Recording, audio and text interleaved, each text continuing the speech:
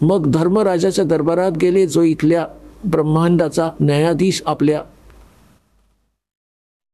सर्व आत्म्यांचा तो निर्णय घेतो, न्याय करतो, कर्मानुसार त्यांचे पुढचे निर्धारित करतो संस्कार. त्या लोकात जेव्हा गेले, त्याच्या जवळ पोचले, तेव्हा धर्मराजाने आपले आसन सोडले, आपली खुर्ची सोडून उभा राहिला, आसन सोडून, आणि म्हणाला, विराजमान व्हा परमात्मा. आता पुण्यात्म्यांनो, आपण पाहता की एखाद्या व्यक्तीचं असं व्यक्तिमत्व असतं की त्याला आपोआप माणूस कुठेही जाईल तिथे त्याचा सत्कार करतात, कारण त्याचे संस्कार, त्याचं पुण्य त्याच्यासोबत असतं. त्याच दृष्टीने जेव्हा परमात्मा तिथे पोचले, तेव्हा स्वतः उभा राहिला तो न्यायाधीश, कारण की असा पुण्यात्माच केवळ अशी पदे प्राप्त करतात. आणि उभं राहून सत्कार केला आणि म्हणाले की विराजमान व्हा भगवन.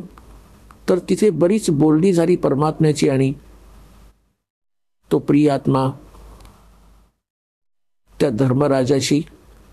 आता धर्मराजाच्या दरबारात, देई कबीर तलाक, मेरे भूले चुके हंस को तू पकडना मत कजाक.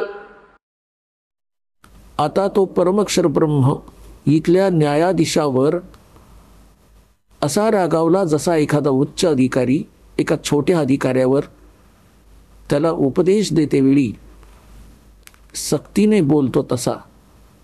आणि तो औपचारिक आणि शिष्टाचाराने, सर जी, यस सर, हां जी, जशी आज्ञा आपली, असा एक शिष्टाचार असतो.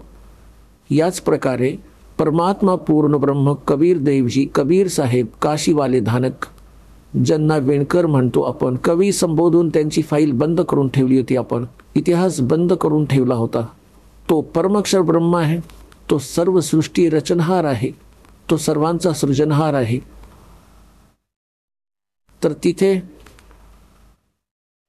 गरीबदास साहेबजींच्या समोर स्वतःची समर्थता दाखवतात. धर्मराजाला म्हणाले की खबरदार, जर तू माझ्या कुठल्या एका हंसाला, ज्याने माझ्या संताशी, माझ्याद्वारे, माझा रिप्रेझेंटेटिव्ह, माझ्याकडून पाठवलेल्या संताचा उपदेश प्राप्त प्राण्याचा तू हिशोब देखील नाही करायचा, त्याचा लेखाजोखाही नाही करायचास तू, खबरदार जर त्याला पकडून आणलंस तर. धर्मराज हात जोडून म्हणतो, करबद्ध होऊन म्हणतो की हे परमात्मा, आपल्या हंसाला, आपला जो अनुयायी असेल त्याला मी कधीच नाही पकडणार, त्याला कोणताच दंड नाही देणार.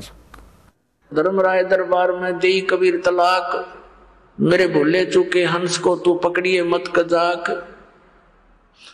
बोले पुरुष कबीर से धर्मराज कर जोड़, और तुमरे हंस को पकड़ो नहीं, मन 2 लाख करोड़. आपला जो हंस असेल मी कधी त्याला नाही पकडणार, ना त्याला कधी दंडित करणार. आणि मग तो म्हणाला की परमात्मा, जोपर्यंत आपल्या शरणामध्ये हा जीव येत नाही तोपर्यंत याचे पूर्वजन्मीचे संचित पापकर्म माझ्याकडे विद्यमान असतात. हे प्रभू, आणि माझ्या कागदांमध्ये ते नमूद केलेले आहेत. आणि इथला नियम आहे की जसे कोणी कर्म करेल तसे भोगावे लागतात. तर परमात्मा, त्याला तर मला दंड द्यावा लागेल, माझा नाईलाज आहे. तेव्हा परमात्मा कबीर देवजी म्हणाले होते, कबीर साहेब, ये कर्म भरम ब्रह्मांड के मैं पल में कर हूं नेस, और दिन हमारी 2 ही दी, सो करो हमारे बेस. हे तुझे कर्म भ्रम या ब्रह्मांडाचे तू लावून ठेवले आहेत, यांना एका मिनिटात नष्ट करेन, संपवून टाकेल, कॅन्सल करीन, क्रॉस मारीन यांच्यावर. आणि ज्यांनी माझी साक्ष दिली आणि तू त्यांना पकडून आणलंस, तुझे अनुयायी त्याला इथे घेऊन आले, तर तो म्हणाला की मी तर असा असा कबीर साहेबांचा बालक आहे, तू मला नाही पकडू शकत, तू चूक करत आहेस. त्यांना करा माझ्यासमोर उपस्थित, त्यांना मग माझ्याकडे घेऊन या, माझ्या लेकरांना, तू त्यांना दंड नको देऊस. असं बोलणं ऐकून गरीबदासजी गदगद झाले. की हे समर्थ बाबाजी तर खूप खूप बरेच तगडे आहेत आणि इथला हा न्यायाधीश आणि हा खूप देवतांसारखा हात जोडून उभा आहे यांच्यासमोर. तर मग पुढे आपल्या लोकात घेऊन गेले परमात्मा.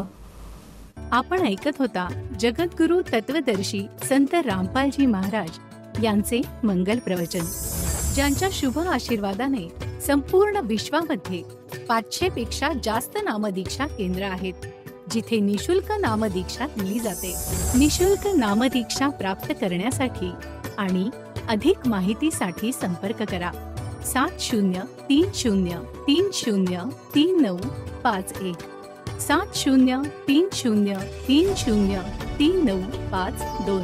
अद्वितीय आध्यात्मिक ज्ञान वाचण्यासाठी, पाहण्यासाठी आणि ऐकण्यासाठी संत रामपालजी महाराज ॲप अवश्य डाउनलोड करा किंवा आमची वेबसाईट www.jagadgururampalji.org वर विजिट करा. आम्हाला सोशल मीडियावर फॉलो करा. सर्व पवित्र धर्मांच्या पवित्र शास्त्रांवर आधारित प्रमाणित अनमोल पुस्तक ज्ञानगंगा किंवा जगण्याचा मार्ग यापैकी कोणतेही एक पुस्तक निशुल्क मागवण्यासाठी आपण आम्हाला आपले पूर्ण नाव, पूर्ण पत्ता, पिनकोड आणि फोन नंबर सह लिहून 7030303951 किंवा 7030303952 या नंबरवर SMS करू शकता किंवा 7030303950 या नंबरवर व्हॉट्सअप देखील करू शकता.